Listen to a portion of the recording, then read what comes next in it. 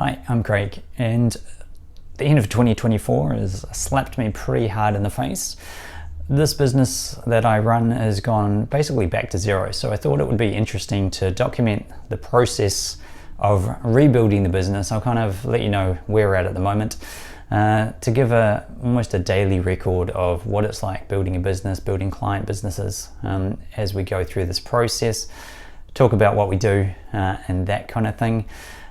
And it's going to be stream of consciousness. I know I'm going to look back at this and cringe at it when I see it, whether it's 5 or 10 years or whatever it is from now, and be super embarrassed about the quality of this video and how it's shot and the lighting and all that kind of thing. And hopefully by that time we have fancy YouTube people doing stuff for us.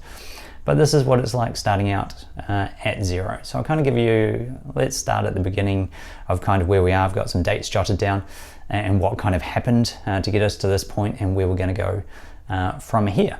So it was the 19th of November, I got called into a meeting. There was a client that I'd been working with for 3.5 years. They were local to New Zealand where I live, and I'd ended up kind of going in and working in their office.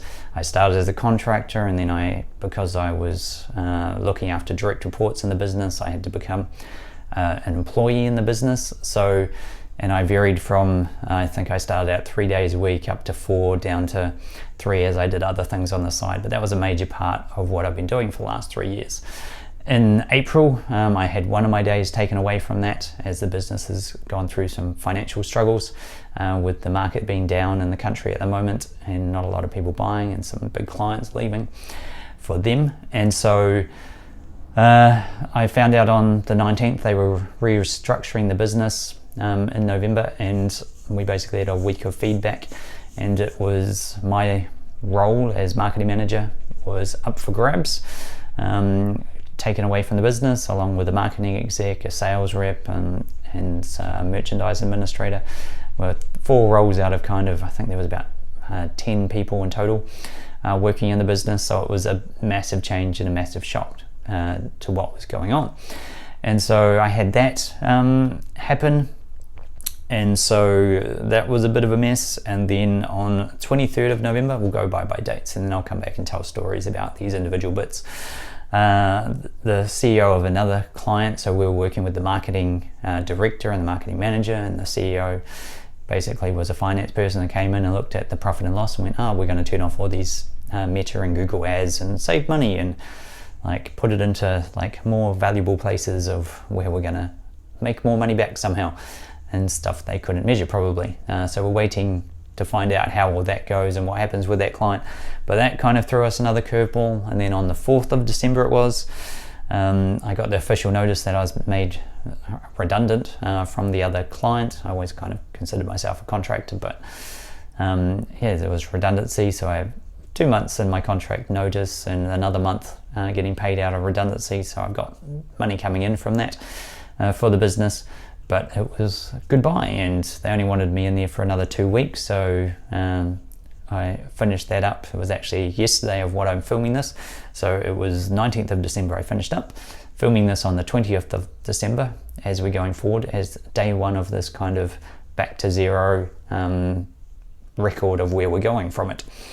Then on the 8th of December, this happened. So I also teach Kung Fu. I'm the assistant principal of a Kung Fu school here in New Zealand that we've got locations throughout the country. And I had 2 students that were going for their second Dan black belt grading, and they have to break like boards this thick, but there's 2 of them stuck together with no spaces or anything, and they're real pine hard boards. And so when the student can't break it, they look to the instructor to go and break it. And so I did the first one. This one's still a little bit damaged, but not much. It was nice and yellow the other day from it. So that broke the first one. And then I was like, it's got a bit of a bruise on it.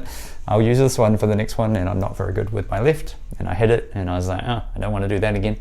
So I kicked it with my foot. It took me 2 tries again, but the first one wasn't fast enough, and the second one broke it.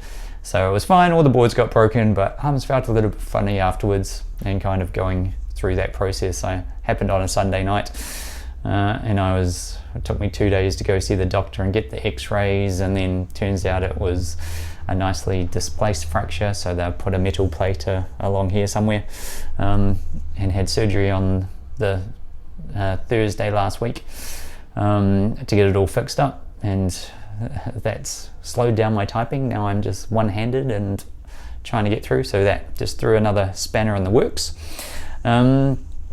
Then, so that was 12th of December, had the arm surgery, got the plate put into it and that kind of thing. And then on the 16th of December, had a meeting with another client, one of another main clients we were working with, and they've hired a new digital marketing assistant manager who was going to look after their Shopify site, and came in, and she's basically come in with a whole bunch of ideas and told us that everything we were doing was completely wrong, even though she was using strategies that were kind of 2 or 3 years old that no one's really using on Facebook anymore. But it was like, well, we can't do your strategy and our strategy at the same time because it's not really going to work. We suggest you give some budget to her so she can try this out, because our one is working and we're getting the CPAs down and making progress on it. And we had kind of 3 months of revenue targets that we had to hit, and we were getting there. But the again, CEO, boss of that client that we were working with, decided, oh, we'll give her 3 months to see what she can do, and just stop everything. So we stopped everything we were doing, and that's all waiting, and I don't expect anything to happen to come back from that.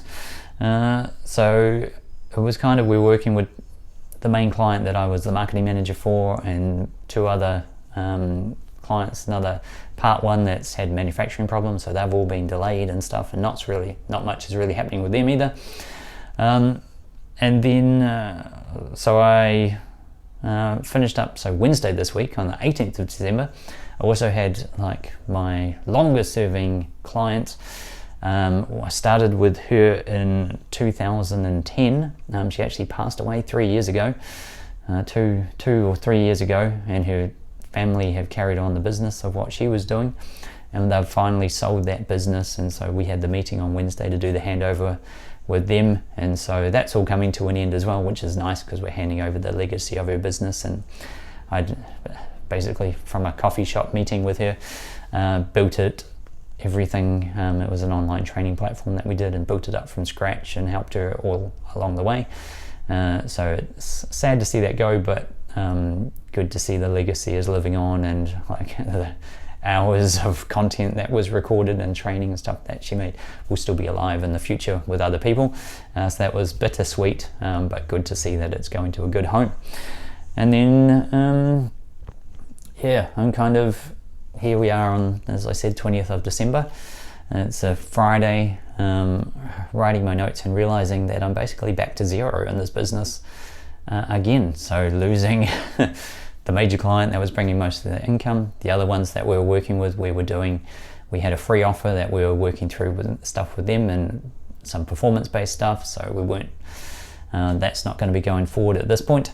And the long-serving client that sold the business, the payment goes through kind of next week, I think, and those payments will stop either this week or next week or something. When someone turns off an automatic payment, it'll be gone. So it's an interesting position that all of this kind of happened at the same time, all between end of November, December, like almost a 30-day period, and taking it back to almost square one, or literally like zero revenue, and we're starting again. So it's given us a chance to reflect and be like, where is the business now? Where we want to take it? Are we offering services that people actually want? Like, it's been very interesting, and I think I guess I'll break down a few things. So what we do is we work with people who have basically Shopify websites and improve their copywriting, so it improves the conversion rate, email marketing, that kind of thing, and run paid traffic and things for them. Because paid traffic is the fastest way to grow a business. Once you figure out the formula, I should say an e-commerce business, figure out the formula, and you can just keep putting more and more money into ads. But what we've found is the clients really don't have the patience to wait around to like get this stuff figured out and make it work. And so it's allowed us to go back and think about what our offer is, and to really double down on the copywriting aspect of it, because we've got great results where we go in and do the copywriting and conversion rate. I don't have any stats on me, so I'd be making up a little bit too much if I talked about it, but I know one was 0.818% and it got up to like 2.63%, which is obviously a massive jump. Just from changes that we're making. We can usually add a percentage point or something to the conversion rate, which makes a big difference. We add in email campaigns that bring in revenue. We usually aim for like 30% of revenue to come from email, so you get about 15% from manual email sent every week and 15% from the automated, your brand builder, your abandoned cart, your pre-purchase campaigns, post-purchase, even just the simple stuff like that in there. And so we're good at that thing and doing that part, so we're packaging that up as a bit more of an offer and just cooling it on the ads for a little bit. We'll see when clients are ready to run ads, how we handle that, whether we give it to suggest someone else, try and find a good supplier to give it to, or do it ourselves. It's all up in the air at the moment. Everything is up for grabs. And so this video and the series that I'll record, my aim is to record just a stream of consciousness every day. Bear with me while I just make this up or have like a few bullet points that I'm going to talk off to show you the process that we go through in growing a business. And while it's back to zero in terms of revenue, it's not really back to zero like we're cheating the system. My business has existed, started it in 2007 when I was living in Madrid in Spain.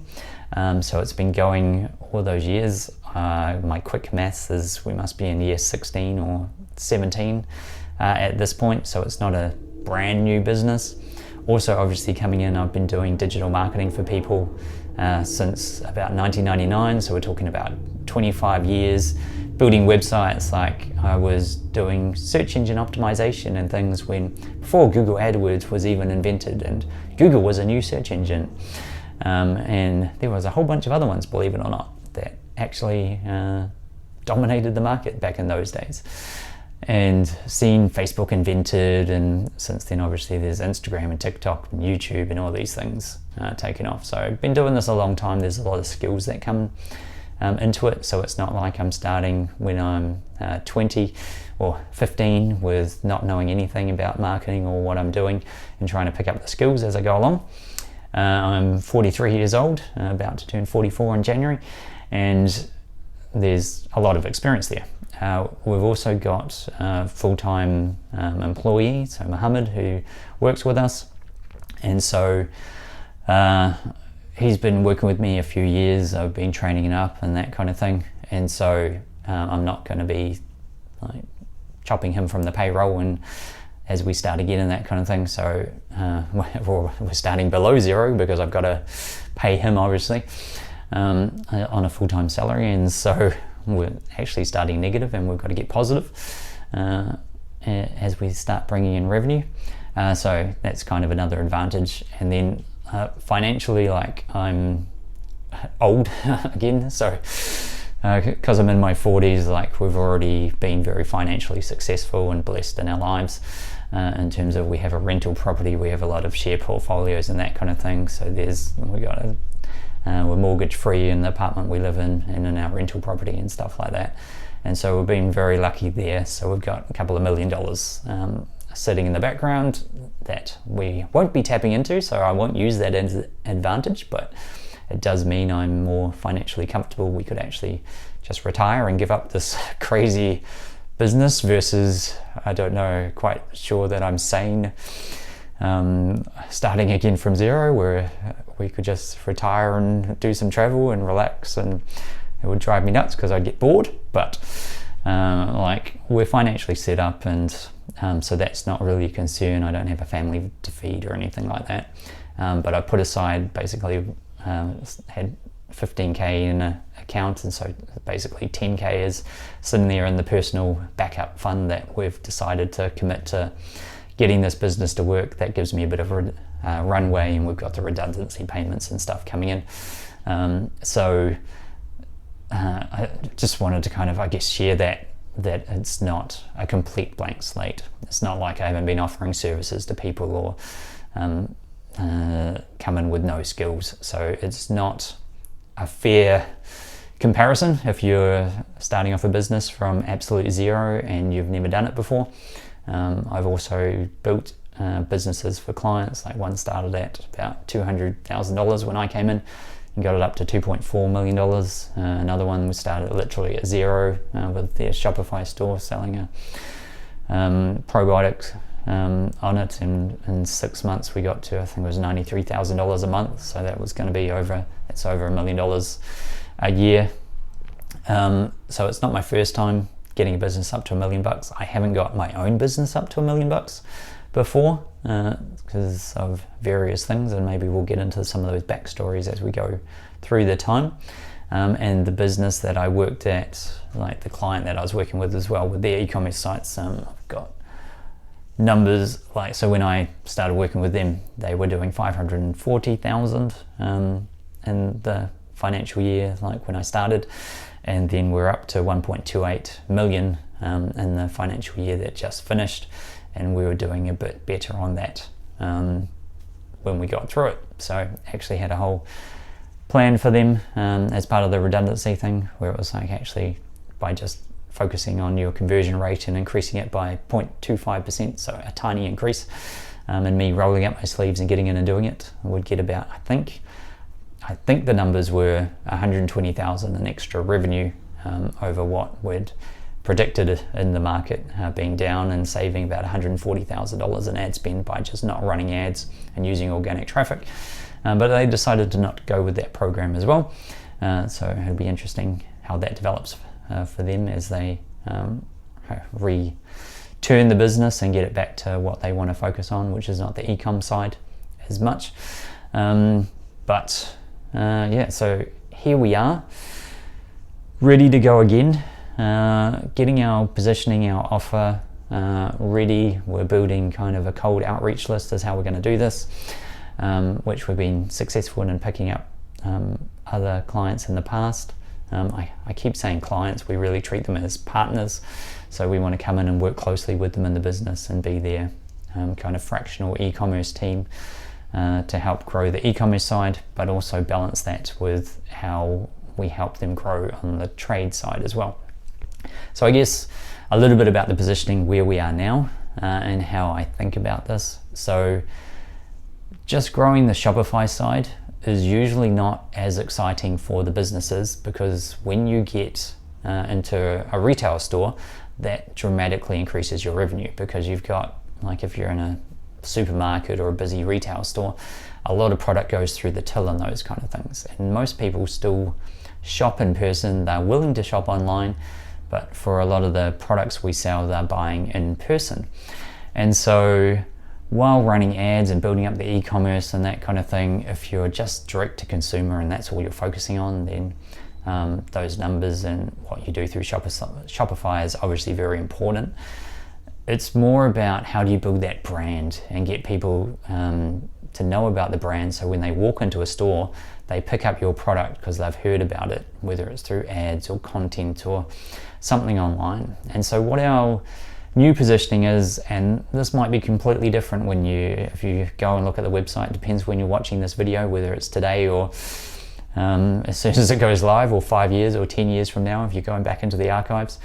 But what we're trying to position ourselves on now is a concept I call educational based branding. And so I believe that, and there's like sayings around this that I have no idea where they came from, but it's like, people hate to be sold, but they love to buy. And so I take that in terms of, I'm a very logical buyer, not necessarily an emotional one, but this works for both types of people, is my hypothesis, where if you educate people about the product and why it's better and why it's superior, why it's unique to other ones, by giving them the information that they need, and this is what we do on the Shopify sites that we work with, that people are more likely to buy from you. So as a business owner, you know a lot about your product. It's a labor of love, and you know why you're better than all the competitors. So it's how do you communicate that to the people that you're like customers who are visiting the site for the first time. They don't want to read pages and pages and pages of information, but to get the bullet points and have that depth of knowledge available to them as they want to dive down into it and learn more about it. And so by using educational based branding, it's how you teach people on your website. It's what your social media or your blog posts or whatever your content tells people about the information that they need to know to buy your products, but also how do you help them be more successful in the area that they want to work at. So like if you're selling a protein powder, it's sure you can talk about protein and that kind of thing and how much protein people need to build muscle in the gym and that kind of thing, but you can also talk about the workout side and the exercises that they need to be doing. And so by helping your market in a wider scope, basically, to help them get the outcome, because you can't say just take a protein powder and you'll build muscle. It's like you've got to have protein powder and you've got to lift the weights. And so by teaching them both sides of that, they're more likely to, I believe, be engaged with your brand, appreciate you, because you're helping them get the result that they want. And so everyone buys a product to solve a problem. They want something, like whether it's to have bigger muscles or whatever, that might be even a part of the solution, but they actually want to feel more attractive in their own body or something, and they think having bigger muscles are going to do that. So then they go buy a gym membership and they buy a protein powder to try and get that outcome that they want. And so everyone's trying to solve a problem with the products that we buy. And so when we talk to those actual problems and we take them through kind of a buyer's journey, they're either completely unaware that they have a problem, and then they become problem aware, and then solution aware, and then product aware, and then you're kind of discussing the value price argument of whether they're going to buy it or not, and giving them a call to action and that kind of thing. If you take them through that journey and you really start at the problem phase, you're going to broaden your market and talk to more people, and I believe build a stronger brand. And so still working on developing this out. You can see a lot of historical cases with famous ads that were very educational based. So if you go back to David Ogilvy, his famous like Mercedes ad of at 60 miles an hour, the only sound you hear in the new Mercedes is the sound of the ticking clock. Headline something like that, paraphrased. It was all about education, about why the product was superior, and why, like, uniqueness in part of it. And I think marketing's almost taken a little bit of a backward step in terms of we like to focus on like discounts and special offers and buy now and psychology and grabbing attention, and we don't worry so much about actually educating the prospects. Where I believe with the internet and that kind of thing and all the reflection that I put into it, that by educating people it'll actually make a bigger difference. So it'll be interesting because there's what actually drives results. So that's part of our offer, that we need to be able to drive results for people through doing that, and how they measure those results as well.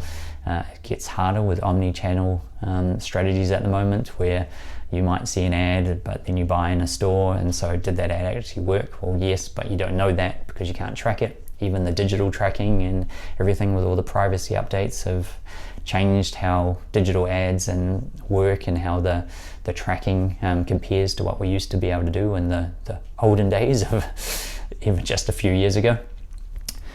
And so I think like it's a logical kind of hypothesis.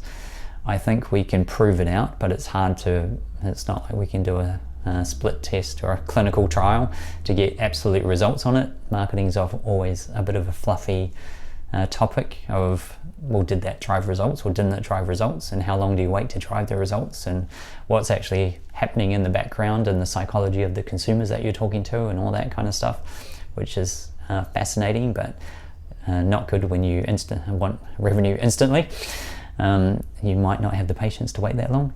And so we've got to make sure that we're getting results by what we're offering, but also that people are interested in buying what we're offering. Because if we're going into a market where we're an agency, basically we call ourselves a growth partner because we really want to partner for the long term and have people with long-term perspectives. But if you think about a lot of marketing agencies, it's like, oh yeah, we're going to increase your sales and look at this percentage increase that we've done, and all these magical statistics that You can do a lot with statistics to make them look fancy, and you don't know how many clients actually achieve those results and stuff like that. And so there's a lot of over-promising and under-delivering, where we really are trying to make sure that we get the delivery right, so we're driving results, that it really works. But it takes time. Like growing any business takes time. I think you'll watch through this journey that this, even with 25 years of experience, I've done this with other businesses over and over again, that it's going to be difficult. And people who start a business for the first time just don't realize how difficult it is. And even people who are in their second round, we have amnesia about how difficult it was the first time to get things off the ground and get offers going. It's kind of like when a woman has a baby and then all the endorphins or whatever, the hormones flush her body. She's like, yeah, let's have another baby. I just completely forgot how painful and what a terrible experience that was, because that's what our body's designed to do. And I think it's kind of similar in a business where it tricks us into going and starting another business. So it's going to be a journey. Hopefully it'll be interesting. I don't expect anyone to be watching it from the start, because everyone wants the already successful story, but maybe you've come back after we've been successful and popular 5 years from now or 10 years from now, and started watching from this very first video with my very long ramble about what we're doing. So I think that's everything on my notes, and yeah, we'll see how the whole thing goes. So thank you very much for watching this, no matter when you're watching it, and hope it was helpful, and welcome to the journey. Thanks a lot. Bye.